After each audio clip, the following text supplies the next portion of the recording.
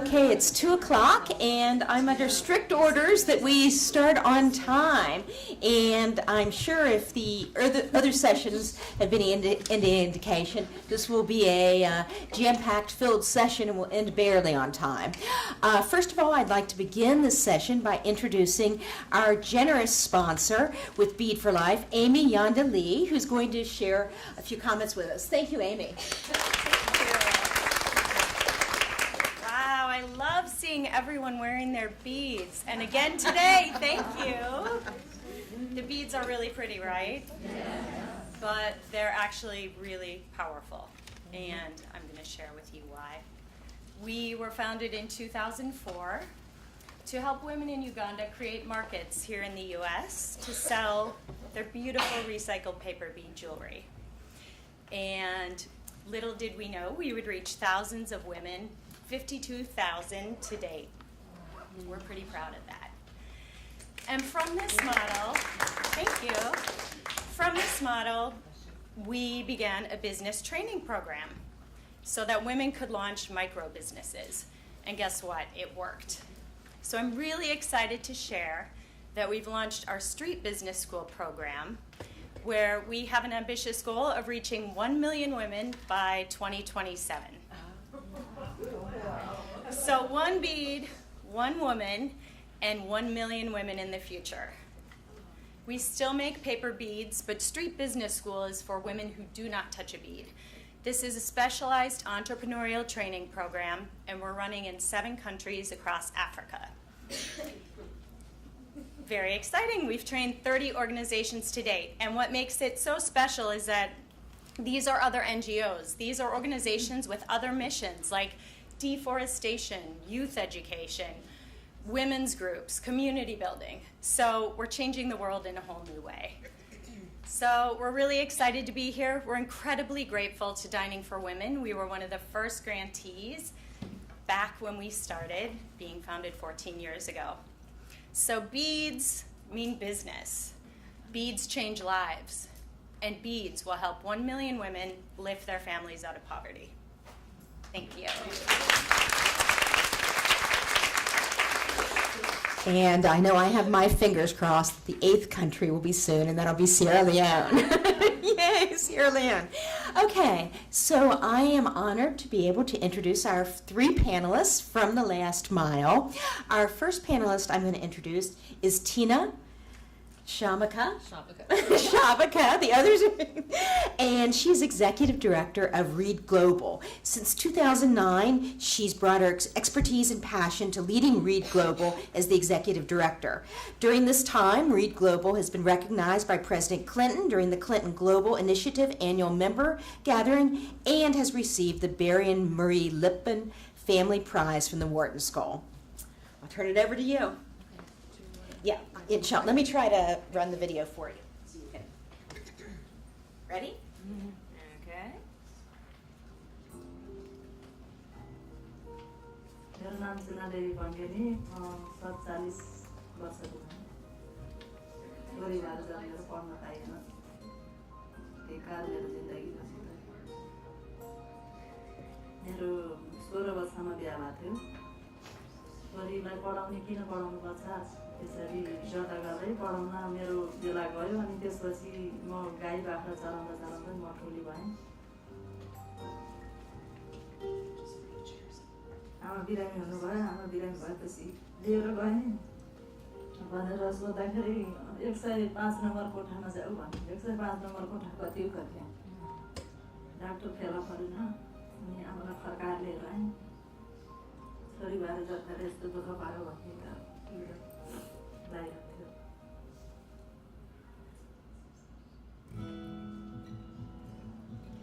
पढ्न पाए हुन्थ्यो भन्ने एकदम मनमा भइराखेको बेलामा जसरी डन्डा अगाडि समुदायको सरहरू आउनुभएर त्यो हाम्रो उसमा किताब सञ्चालन छ तालिमहरू पाउनुहुन्छ ज्ञान गुणका कुरा यो तालिमहरू सबले दिनुभयो पढ्न लेख्न जानियो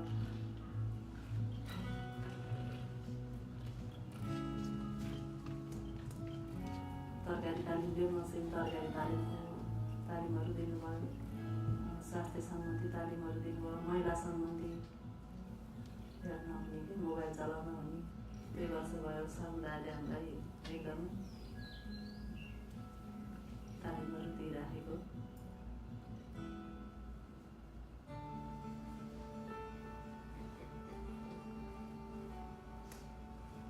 मैले केही गर्न सकेन केही गर्न सक्दिनँ जस्तो लाग्थ्यो अहिले पढेर अलिअलि आफूलाई साहस आउँछ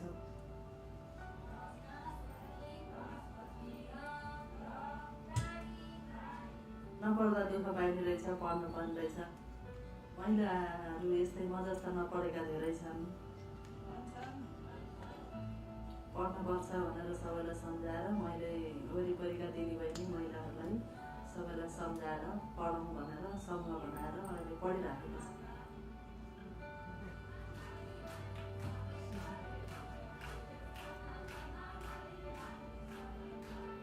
पढेर शिक्षा दीक्षा ज्ञान बुद्धि यसरी बुढेसकालमा पनि आउँदो रहेछ हुँदो रहेछ भनेर सल्लाह सुझाव दिन एकदम चाहन्छु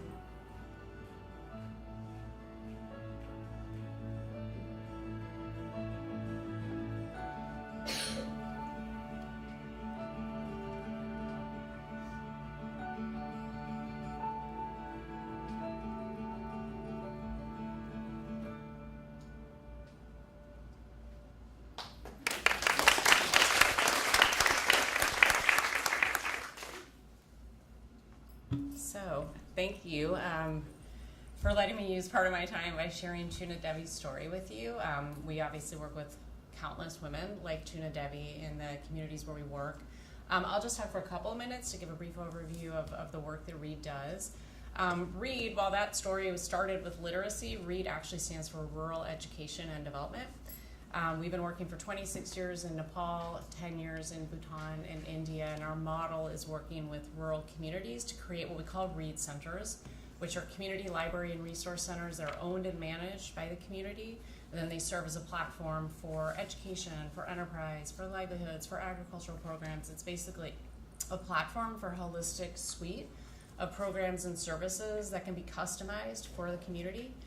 We do most of our work actually through partnerships with other organizations because we can't do everything, but we can provide the infrastructure and we can mobilize the community and create what we consider a safe space for the whole community to access program and services. But for us, what's really powerful is the work we do with women. And we hear again and again from women in the communities where we work that because a READ Center is a library at its core, it's seen as a respectable place. They don't have to ask their husbands or their parents for permission to go there.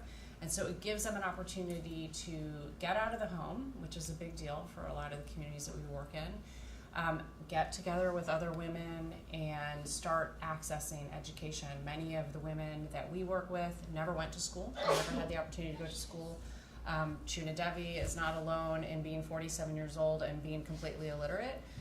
We work with a lot of communities with high rates of illiteracy, and as you can imagine, literacy is sort of the first step toward real empowerment, toward accessing so much information and knowledge that's just completely not available to you if you don't know how to read.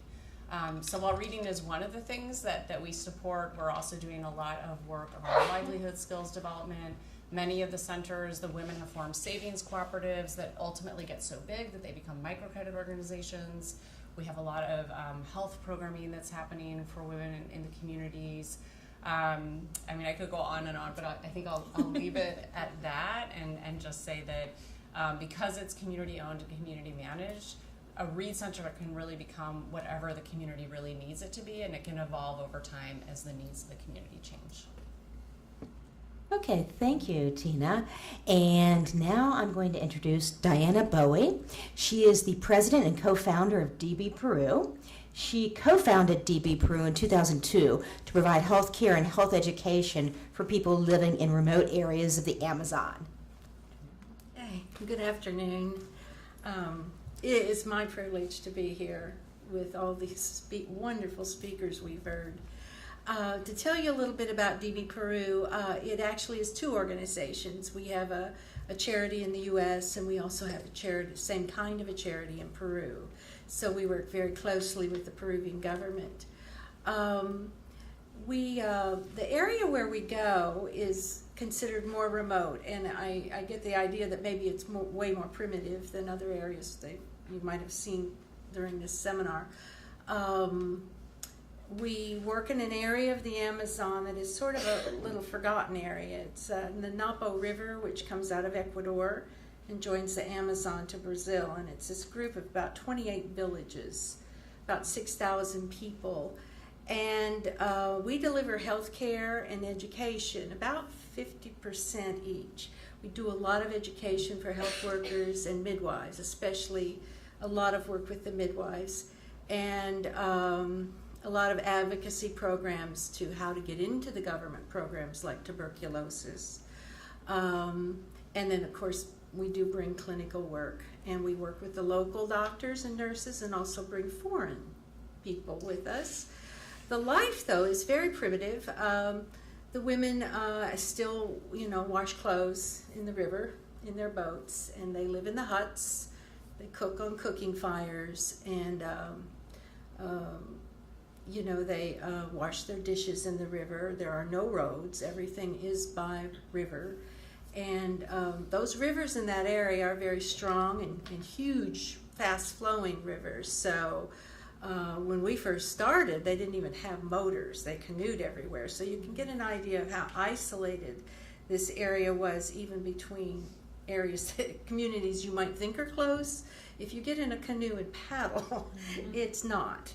And so access to any services is a problem, and certainly when you come down to health care, that is probably one of the biggest things. So that is what we do. We deliver health care and education to this area. Thank you. And now I'll introduce Jenny Schechter, co-founder and executive director of Hope Through Health. Jenny has been building innovative healthcare solutions since 2005 when she opened Hope Through Health's first rural HIV treatment center in Togo while serving as a U.S. Peace Corps volunteer. In 2012, she took on the role of executive director. Hi, everyone. First, can we just say this has been an amazing 2 days. I was just saying that I feel like I'm in part of a secret society where we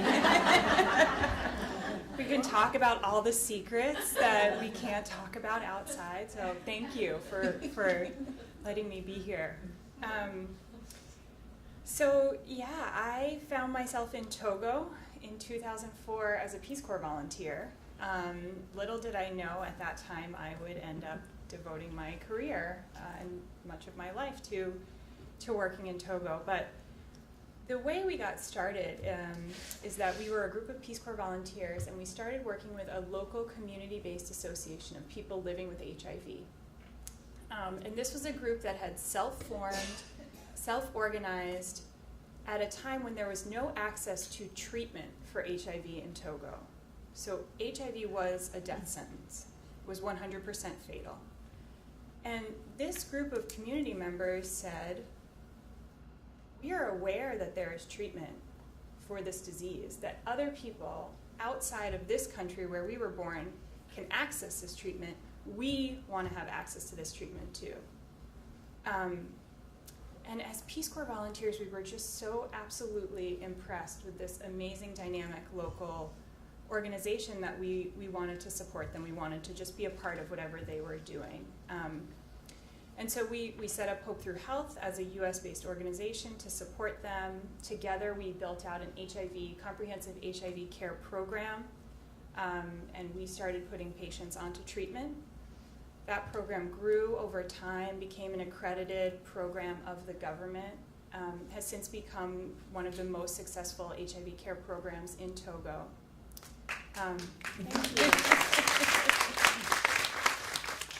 And then in 2015, a few years before that I should say, a group of our mothers, women who are living with HIV, who went through our Prevention of Mother-to-Child Transmission program. So we have a program where women who are pregnant, who are living with HIV, have access to a set of services that significantly reduce the likelihood that their baby will be born HIV positive.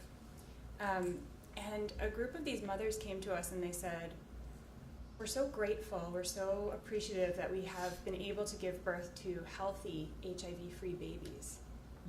But where are we supposed to take them now when they get malaria or diarrhea or pneumonia? And these women were absolutely right. Their children were actually at a much higher risk of dying from those diseases than they were from contracting HIV. And so that pushed us to think much broader.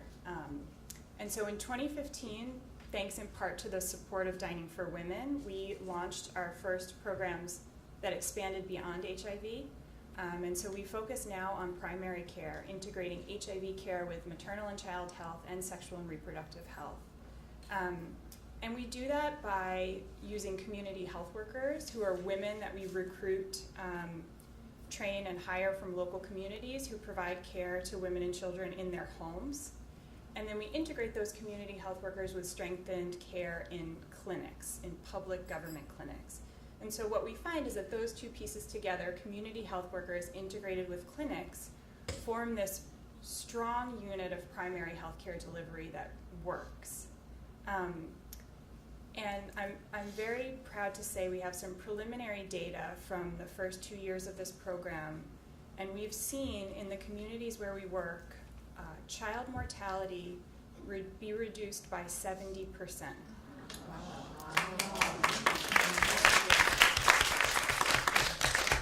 So we're very encouraged by this.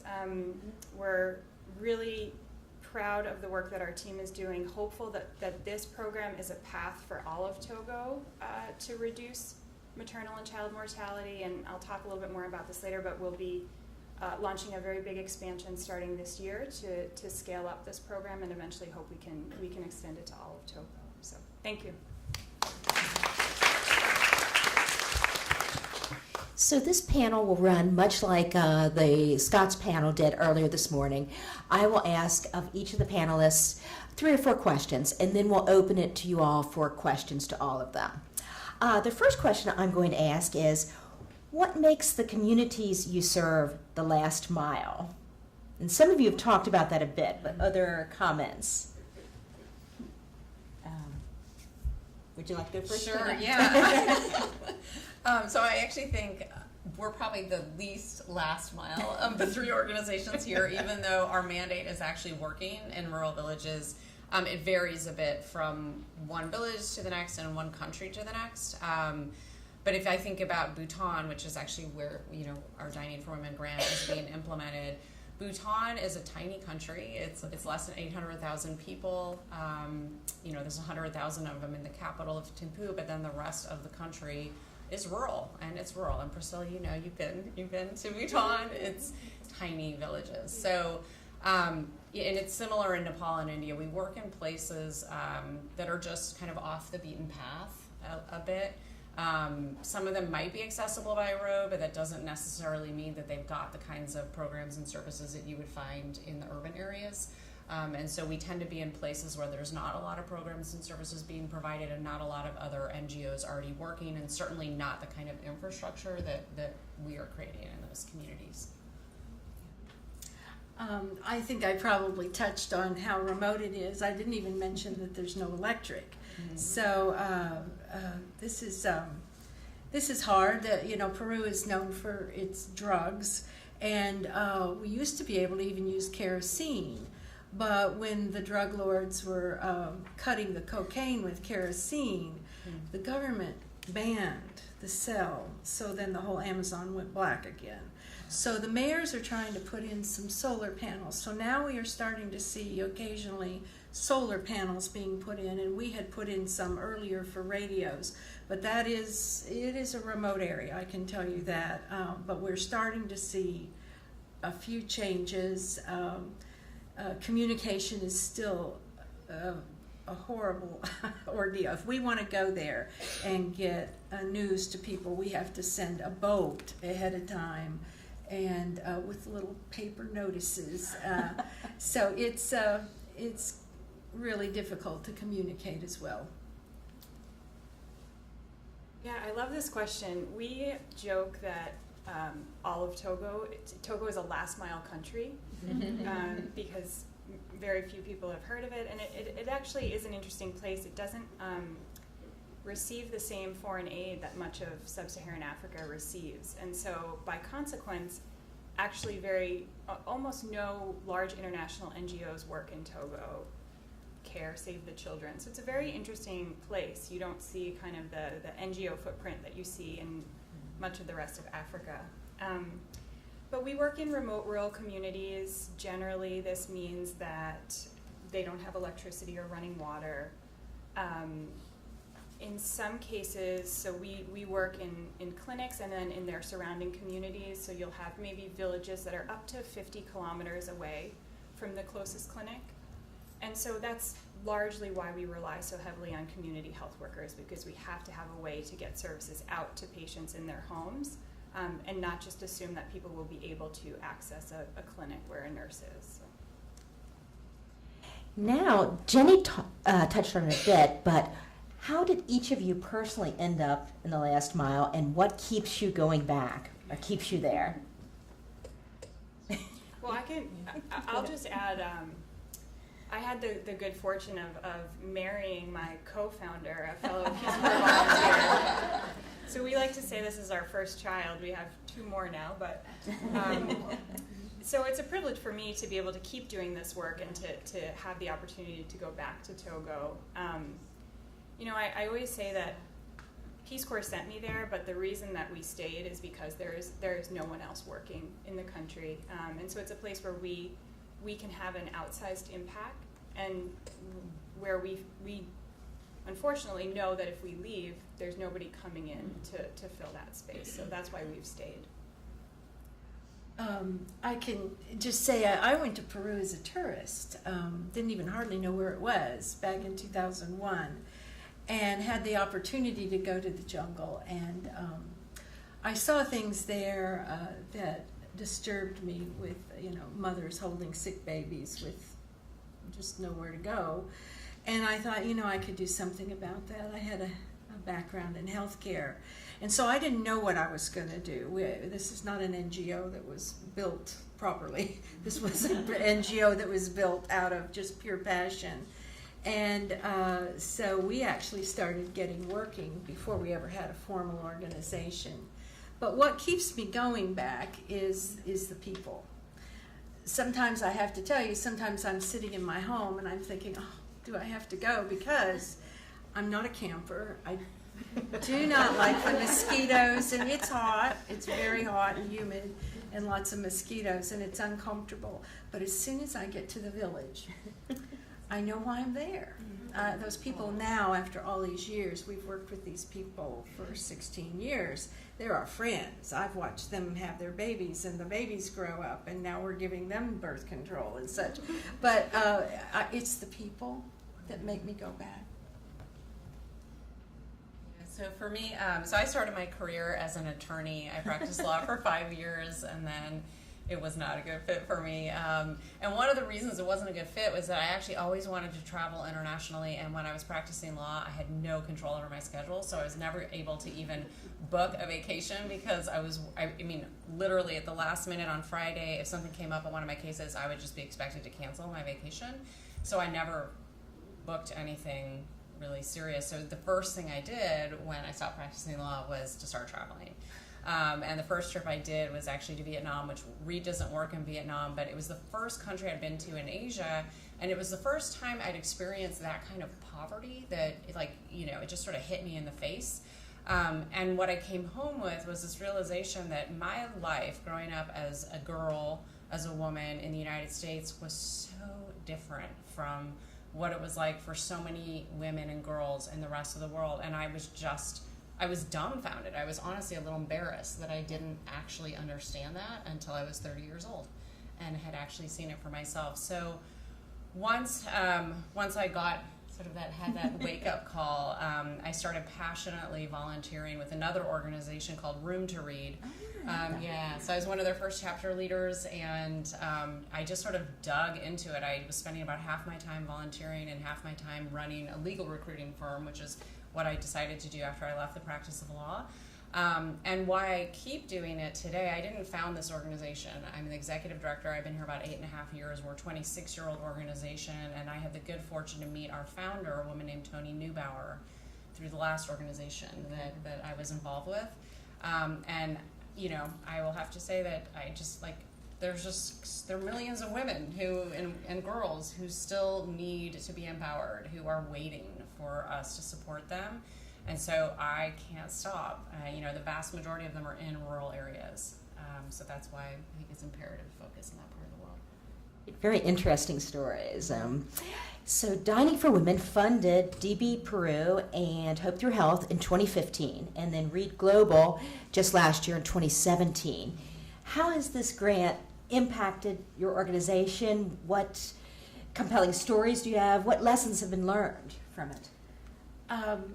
This grant that we got from Dining for Women was a really important. And if I can be fairly short with my story, it sort of started back in 2008 when we went to one village, and we had noticed that some women were dying along the river, but we went to one village and they were telling us that 4 women had died, and young women. And in a village like that where there were maybe only 20 families, that's like an epidemic. And the women weren't telling, but they couldn't not, you know, the bleeding was obvious. So we thought, well, you know, we do pap smears in the United States, let's just get going on it. So we started doing pap smears in the villages and breast exams and lots of education. And we did that for probably 4 years. But our pap smears were coming back mostly negative. We weren't sure. I've come to understand and know now that they're not that sensitive. But we didn't know if it was the pathologist. But at any rate, we wrote for the grant for Dining for Women. So then we got to actually back up and do proper research. We did some wonderful research on just the demographics, just healthcare in general, and women's health. And along with that, we did a bigger blast of education and actually made special booklets specific to the women in the Amazon.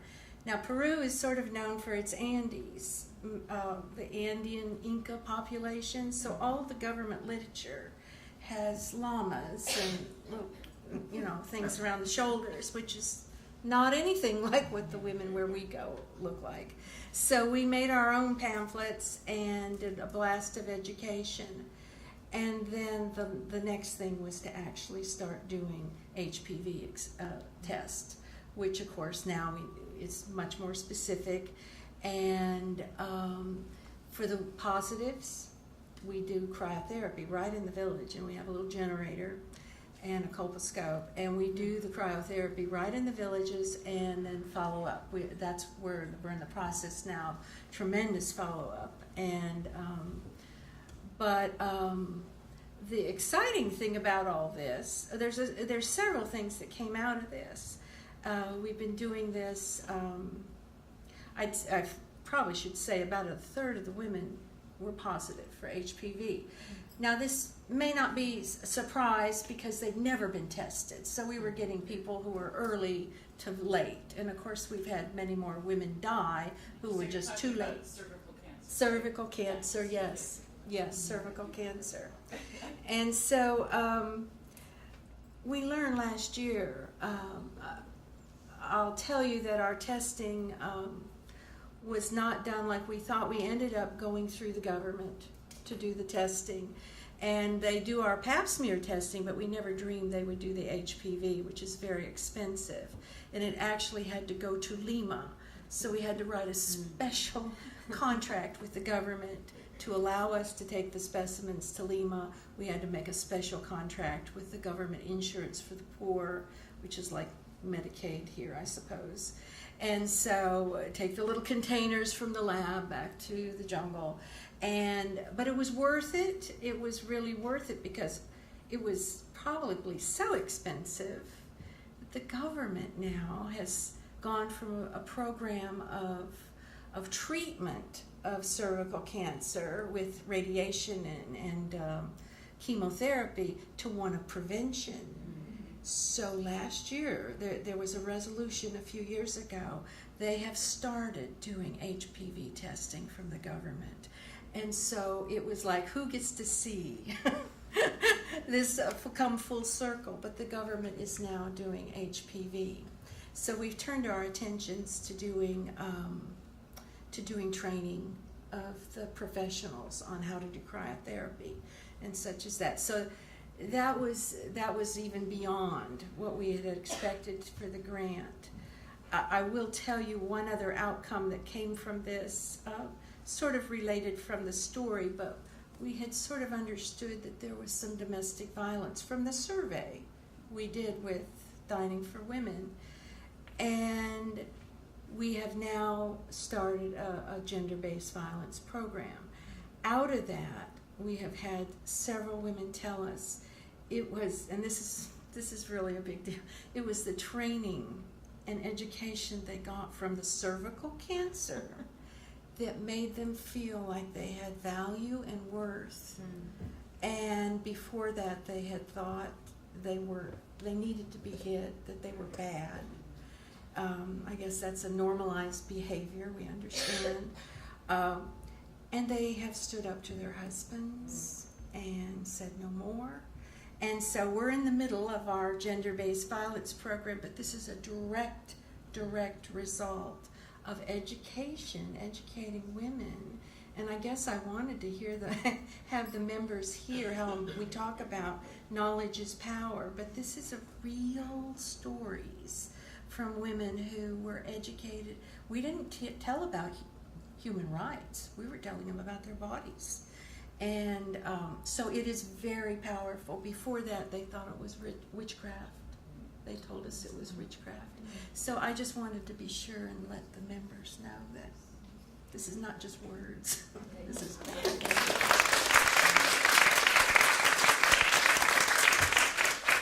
Thank you, Diana. Anyone else? Sure. So our Dining for Women grant in 2015, as I mentioned, was right when we were expanding outside of HIV, and it allowed us to recruit and hire our first 25 community health workers. And so this was a really interesting process for us because what we do is we go out into communities and we convene, our team convenes the community, and we talk directly with the community, and we explain sort of what we're looking for, what the job of a community health worker would be. And we state that we would like to recruit women. And so when we first started doing this, what everyone said was, oh, you're not going to find any women. You know, there are no women in these villages who, you know, will meet your, they need to have primary school education. There's no educated women. There's no women that can read and write. A lot of people just said there are no women. I found that hard to believe. But we had this hypothesis that there was this untapped human capital in rural communities, that just because women hadn't had the opportunity to go to school didn't mean that there wasn't a large population of very intelligent, very capable, very motivated women. And so we just went out with this hypothesis and said, well, we'll see if it bears out. And in fact, it has. We had 98 applicants for our first 25 community health worker spots, 98 women. We're now recruiting for our next class, our next group of community health workers. We've had 208 applicants, 70% women for 30 spots. So, and these are in the most remote, the most rural communities of northern Togo. So not only are there women, but they are highly capable, highly competent, and the work that they have gone on to do as community health workers is exactly what has led to that 70% reduction that I mentioned earlier. So really for us, the Dining for Women grant is what jump-started that whole process. It's what allowed us to bring those women onto our team, and have just gone on to become leaders. They're now going to be training our next group of community health workers that we'll be hiring. So thank you all very much. Yeah, and I'll just say a few words because we are actually just starting to implement our grant. We just got the grant at the end of last year. And it's for our work in Bhutan. We're going to be training 300 women across 9 communities. We have 9 centers across Bhutan. And so it's going to be focused on financial literacy, livelihood skills development, and then for the first time we're actually going to be creating savings cooperatives at the Reed Centers in Bhutan. This is something that we've been doing for years in Nepal, but it's going to be brand new for us in Bhutan. And I think if you know anything about Bhutan, you know what most people know about Bhutan is this idea of gross national happiness. And so there's a bit of I call it a misconception that it's the happiest place on earth, right? So it's a Buddhist country. The government has a very careful way of developing the country and pursuing economic growth, and that's the principle of gross national happiness. But the reality is that it's a very poor country, and especially in rural areas, people are very cut off from opportunities. And women don't have much opportunity. They don't have a lot of decision-making power in their homes. And what we've seen in the other countries that we work in is that once women start earning income, that is really when everything changes. It's one thing to learn how to read, but when you're starting to contribute to your family in a really, tangible way, that's when everything shifts. So we're hoping, I'm confident that I will be able to come back at some point and tell you what the outcome of the grant has been, is that by giving women access to capital, by giving them financial literacy skills and livelihood skills, that they are going to become empowered, they're going to start earning, and they're going to become decision makers in their families and really be able to change the way women are perceived across the entire community. So thank you so much for your support. I will say it was quite a feat getting this grant. It was one of the most. Honestly, we've gotten funding from the Gates Foundation, and this was harder. This was harder than getting a huge grant from the Gates Foundation. It took us a long time. I think we applied 3 or 4 times. Vina finally encouraged me, just keep applying. She did. We applied for Nepal, I think 2 or 3 times, and then we switched it to Bhutan, and then we got it. So thank you, Vina, and thank you to all of you. And Tina, a question for you. Since you've gotten it from us, has that helped you with any other funders yet, or is it too soon to tell? I think it's too soon to tell. I will say that when I let people know that we've got it, especially professional women, they're like, oh. So there's definitely this... there's a credibility boost that comes with getting the grant, and that was frankly the other reason that we were excited, was to just tap into this network of all of you. Yeah. Great. And then Diana and Jenny, since your grants have been a couple years ago, 18 months or so ago, what do you see as the next challenges and sort of the next things you're headed to do? Well, I certainly don't think we're ready to let loose of the cervical cancer program. I think because we've just, we've done our training, but that we want to continue to do some more education and certainly get these professionals up to speed. Our gender-based violence program is probably one of the more exciting things we did. Probably because of this Dining for Women grant, we got a grant from the World Bank for that, and I'm sure that lent us some credibility to receive that. And we are working, all of our community health workers are male, and I don't know why, but at any rate, they're all male. And a year ago, when we opened up the subject of by domestic violence, in their training session they said, we'd like to take leadership on that. Well, we were dumbfounded. We didn't even hardly know what to say because I'd never considered that. But as a group, they all said, no, we want to take leadership on that. So when we wrote this grant, it's called participative research. So we don't have a hypothesis.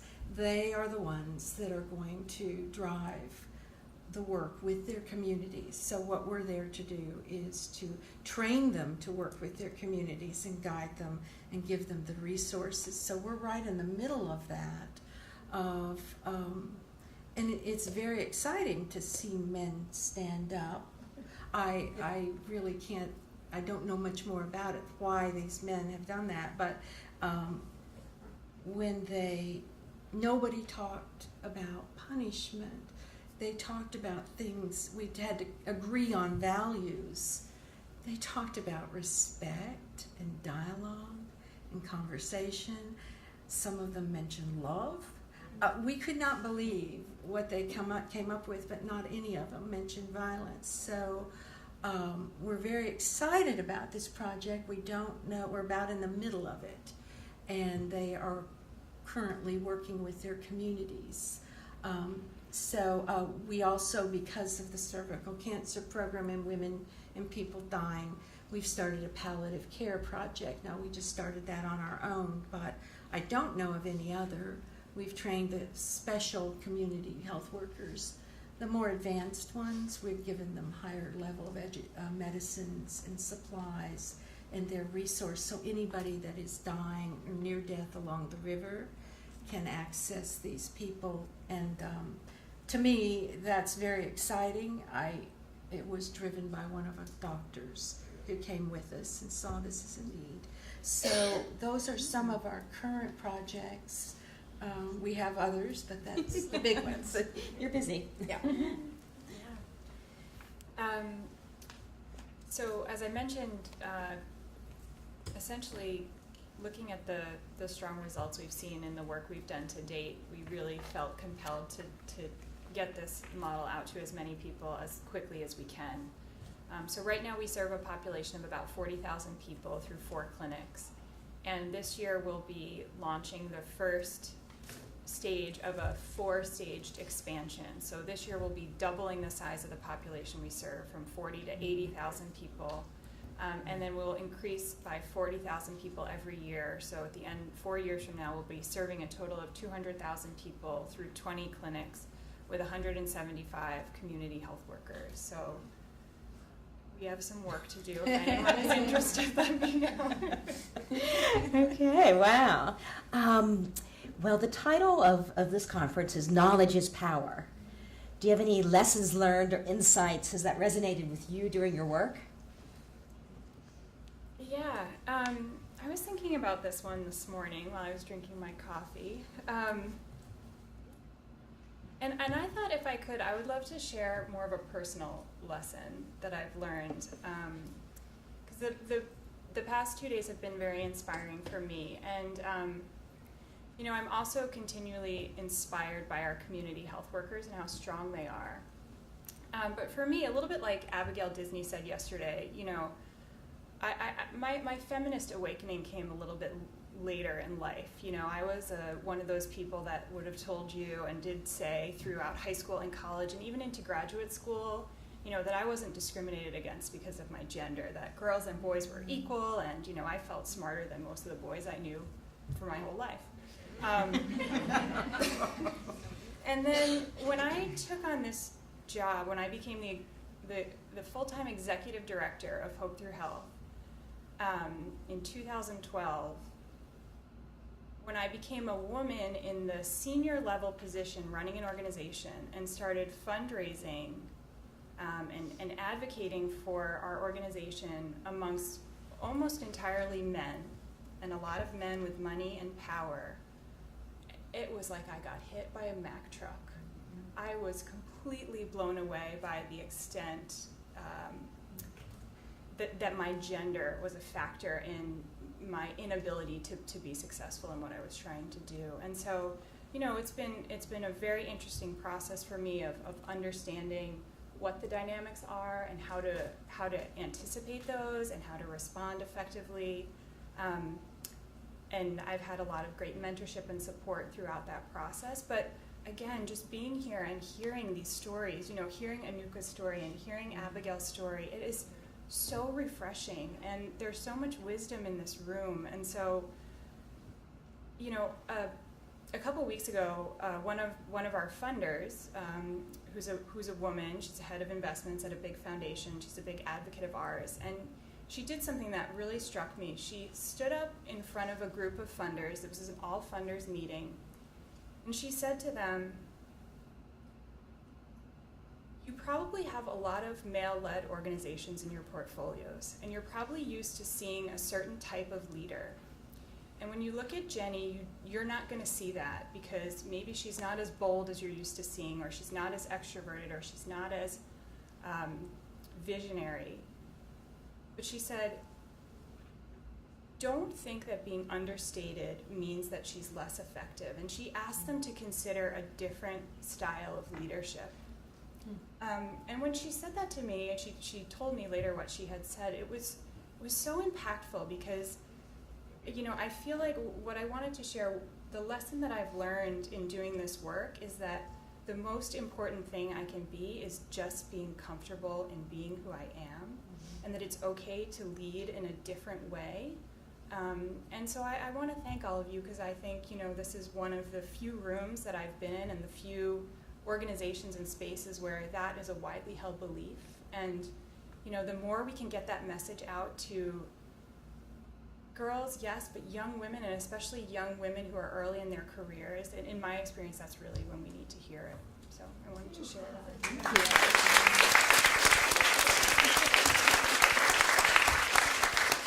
Can I add to that? Because I have to say, Jenny, I completely share what you were saying at the beginning. You know, I never thought I was discriminated against either. And, you know, I made it through law school. I practiced law. I was in a firm that was primarily men. Like, I always felt very comfortable and just I just didn't feel like that was impacting me, right?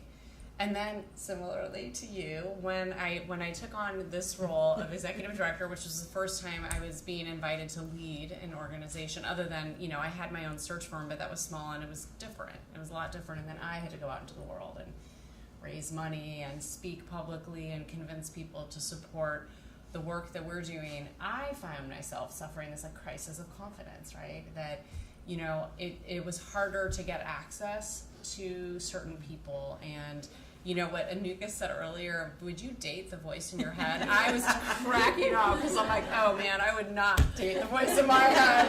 There's no way, because there's, you know, I think as women, we want to know everything before we try to convince other people that we know what we're doing, right?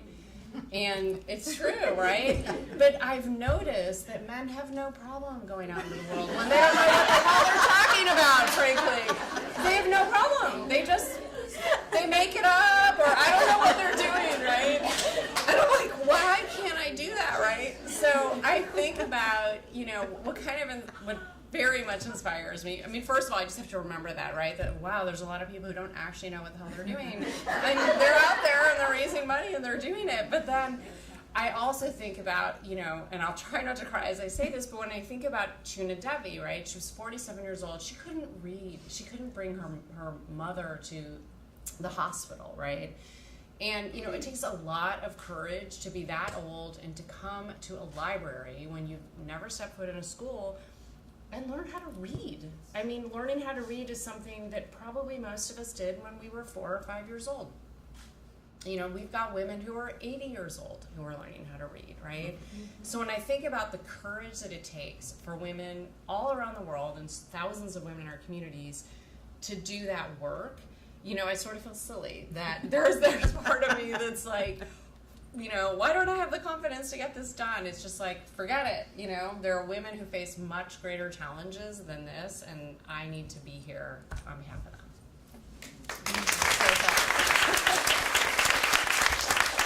Thank you for making it personal, Jenny. I'm going to have to comment too, because I've already told the story of the women that it was important. This knowledge is power, because that's exactly what it is. But on a more personal note, as we were getting into gender-based violence, I work with younger women, and I was listening to myself. We were talking to psychologists who said, you know, some of these things were normalized in their culture. Okay, I got that, in their culture. But then I started hearing myself say things, because I'm older, and the younger women would maybe call me on it, and I think, and then I had to really think about it, because I grew up in a time, you know, in the 50s and 60s, and things were normalized that I had taken for granted that were okay, and they're not okay.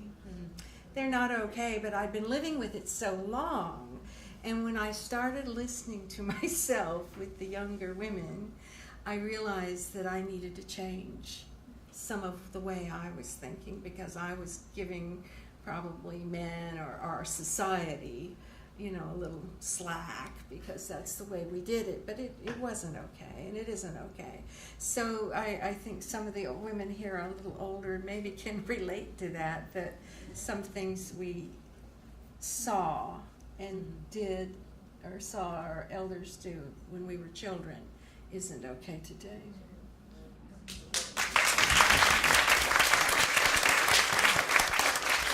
Okay, my last question before we open it to the audience. What is your greatest need or needs? What could members of this audience potentially do to help you? Other than this was a surprise question, so I have to say. For us, we're one organization, but we very much see ourselves as part of a movement. And it's a movement that's advocating for health as a human right. It's a movement that's advocating against the idea that it's okay to have two standards of healthcare. One standard for a child born in Togo and a different standard for my children. And so the only way that we're going to be successful in this work is by creating a movement that involves everyone. So I would say what we need is always people to get involved. And we don't have a formal volunteer program or anything like that, but we're active on social media. I would say if healthcare is an issue you care about, just take the time to learn a little bit more, maybe learn a little bit about Togo if it's a new area of the world for you, follow us. And we talk about this idea of champions. I mean, what we need more than anything are champions, and that just means people who know what we do, who take the time to understand and know what we do, and who spread that information to other people. Because we really need everyone. We need everyone to get involved if we're going to have a chance of achieving the goals that we have for this movement. I think I'd like to second that, because I think that's very important. Sometimes you feel like you're just out there, even though you have some support. It's hard to take your time to do your work and get your message out. So if there are champions, but I'm not sure how to put that into action, but one of the things I think we're driving to do is make as much work as we can sustainable. So I'm trying to continually drive everything that we possibly could do, especially education, to the local communities. And who best to do it? A lot of times it is the health workers, but it is other people in the community. So we're teaching them leadership skills, and I just did a train the trainer, if you will, on teaching skills and developing teaching manuals. But I'm trying to look at everything in our organization that can be driven back to the community. It'd be great if they didn't need us at all. So I don't know how I interpret that into action, but that is sort of a goal that we're working on right now, is what do we know, what can they do that we're doing?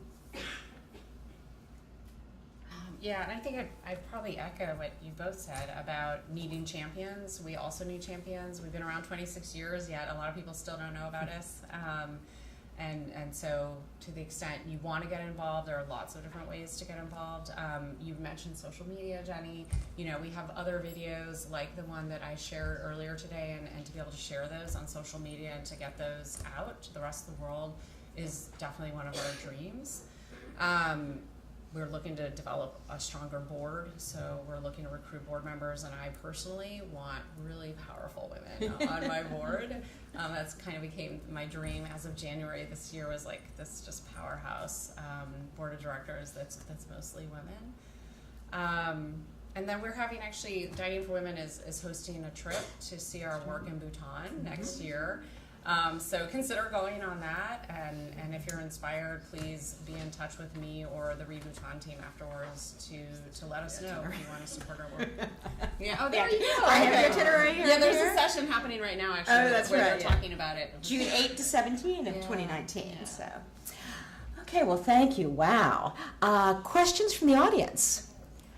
Okay. I have a couple questions.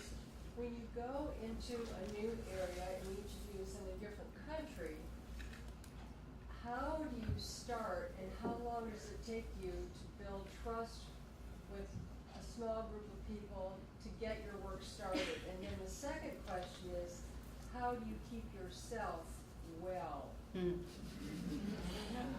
And I saw a couple hands over here too. Okay.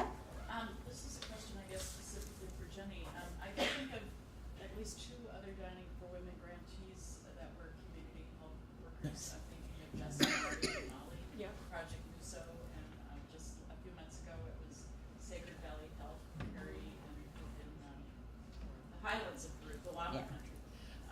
And I'm wondering, it just feels to me like there's like, are you able to share best practices and ideas? Or are there, because I know this is sort of a burgeoning movement, but it's different in each country. Yeah. Let's start with the question for Jenny first, and then we'll swing back. Yeah, that's a great question, and I'm very, very happy to say yes. We collaborate really closely. So specifically with Muso in Mali, but also with a network of other community health worker-led organizations, some that you might have heard of, Last Mile Health, Living Goods, Possible, Partners in Health. Forgot the big one. And what we've done most recently, I don't have a copy of it with me, but I'm happy to share it with anyone, is we came together 6 organizations that all implement community health worker programs, and we sat down and actually mapped on a matrix the different elements of our programs. And what we found was that there were so many common elements, and so we put out, we published and released a report at the end of last year on Universal Health Coverage Day, December 12th, that showed what we consider to be the 8 critical design elements of an effective community health worker program. And these were things that are more or less common across all of our programs and what we feel are really the key drivers of effectiveness. So that report I can share with anyone. There's a website, I think it's chwimpact.com. And so we are really, really trying very hard to collaborate so that we can just increase efficiency, reduce redundancies, and also not recreate the wheel. Hope Through Health, our favorite thing to do is to steal from, but we only steal from the best, that's what I said. So, we use Partners in Health's coaching and mentorship program from Rwanda, we use Muso's proactive case management model, we use Village Reach's supply chain management. Almost everything is out there, it's just a question of getting it to the people who need it, so that's how we think about that. Great. And then the 2 questions, one, in a new area, how do you build trust? And then how do you keep yourself well? For us, I think it was just going back, repeatedly going back. Because when we first, the very, very, very first trip we ever went on, I remember an old woman coming to the riverbank, and she gave us a big bunch of bananas and a wasp nest, and said, "Please don't forget us." And so that was sort of a defining moment of don't forget them. But I think for us it was going back and showing that we weren't giving up on them and continually returning and listening to what they needed and being there for them, because we are the only NGO in this area. I don't know if that's a plus or a minus, but at any rate, you have this really close relationship with these people, and you give them a one message. They don't get a lot of messages from a lot of different areas except for us and the government. But I think just constantly returning, and then how to stay well? Don't always. Don't always, but I haven't gotten malaria, but I don't always. It's sometimes a little rough. And for us, so our teams are all local in the countries that we work in, and some of them are even from the parts of the country that we work in, so they might have some connection already to those communities. But we do a lot of work similar to what you're just describing before we even decide if we're going to work with that community to build a Read Center. There's a lot of meetings and conversations that happen, and we actually bring together stakeholders from all different parts of the community, whether it's the school, local government, agencies, village elders. We try to get everyone involved and really really mapping what are the assets and resources already there and what are really the needs. And through that process, it's not just that we're developing trust between us and them, it's also them starting to build what we call social capital, community cohesion, right? So it's actually the process that we go through with them creates understanding and like more collaboration with them, amongst them, with each other. So it's, you know, it's one of those things when people ask like, why don't you have more centers now? It's like, well, it's kind of difficult to scale that kind of work. It takes time, but that's really important. And it's really the key to long-term sustainability of our projects. Wellness is a constant struggle. I try to get massages when I can because I travel a lot and I'm constantly like wrecking my neck and shoulder. And then this year I actually asked for an extra week of vacation from my board so that I could go do a 10-day meditation retreat, silent, which I've never done in my life. Have you done it So- yet? Or is it No, coming up? no, it's coming up in August. It's coming up in August. So I'm hoping that's going to kind of allow me to slow down a little bit and just be more mindful of what I say yes to in the future. Okay, there was a question back there. I have two, both fairly quick. One for Jennifer. You started as Peace Corps volunteer, and Togo still has Peace Corps volunteers, but it doesn't sound like any of them are working with you. They are. They are? Yeah. Okay. And my question for you is, are you screening the men for HPV? Me? No. Hmm? No, the government doesn't do that. Not yet. No. And they don't give vaccinations to boys. We only give them to girls. Thank you. Okay.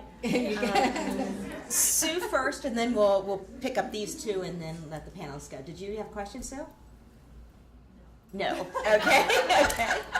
My question led right from that question really is how receptive are the various governments, federal, as well as local governments, to you as an NGO coming in, and not only receptive, but then hopefully supportive afterwards? And then there was a question here. Are any of you bilingual, or do you just rely on interpreters? I speak French and a little bit of a very small local language spoken by a few hundred people in Togo, Kodakoli. And I can answer the government question as well, maybe. We work really closely with the government. We work in government clinics. So our mission, or our belief, I should say, is that it's a government's mandate to ensure health care for the population. And, you know, we actually think that the government of Togo, or at least the Ministry of Health, is trying to deliver on that, and they need to be supported in that. And so we work very closely with government health officials at the district, regional, and national level, but especially in the district and regional level, those are our closest allies. Number one, they authorize everything that we do, and punish us when we do things we're not supposed to, which happens from time to time, like things that you think might make sense from a clinical perspective. But and we do get a lot of support. You know, for us, the way this is going to work over the long term is by the government ultimately taking it over. And so it's absolutely critical that we're working in close partnership on the implementation, and we also work really closely with the government on we do a lot of research and evidence generation. And I like to think, I mean, it's certainly, the government and our local communities certainly know that we are an organization with an international presence, because we have a very small number of international staff. But I like to think that we're really seen as a Togolese organization. You know, our leadership and country is all Togolese. 99% of our staff are Togolese. And so, you know, the people that our patients see on a daily basis, and the people like our community health workers who are delivering the services, and like the nurses and midwives in the clinics who are government employees, are all Togolese. And it's really, you know, from my perspective, it's a Togolese-led solution to a local problem. So. Yeah, I can chime in on that. So for us, the partnerships with the government is really important, and not so much at the national level, but at the local level, because a lot of the programs and services that get delivered are actually government programs and services, but what we hear from them, I've had a number of meetings with with the government people is that because we've already mobilized the community, and because there's actually this infrastructure in the community, and because the infrastructure itself is self-sustaining, they know that when they come and offer programs there, it's not just going to be a one-off, that it's actually going to have real impact and potentially be, you know, like through a training of trainers, it can actually move beyond and be offered there for years and years.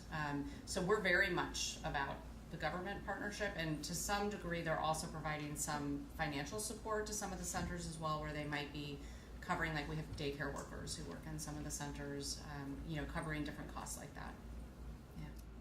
And I do speak Spanish, and I think I just already mentioned, well, we're a Peruvian NGO, so they have to work with us, but we also have a special contract that writes in our responsibilities, but their responsibilities back to us. So in general, in the local Peruvian ministry, health ministry is decentralized anyway, and they're very positive. There's a huge changeover of personnel in the health and education ministries, which is very unfortunate because it's hard for them to keep their programs on the road, and so the NGOs sort of can do what they want. But in general, I'd say we have a good relationship with the local people. Okay, other questions? Anything else? Okay, well, the next session started at 3:30 in this room. Jenny with Hope Through Health will be here as well if you'd like to hear more. Thank you. Let's give them a hand.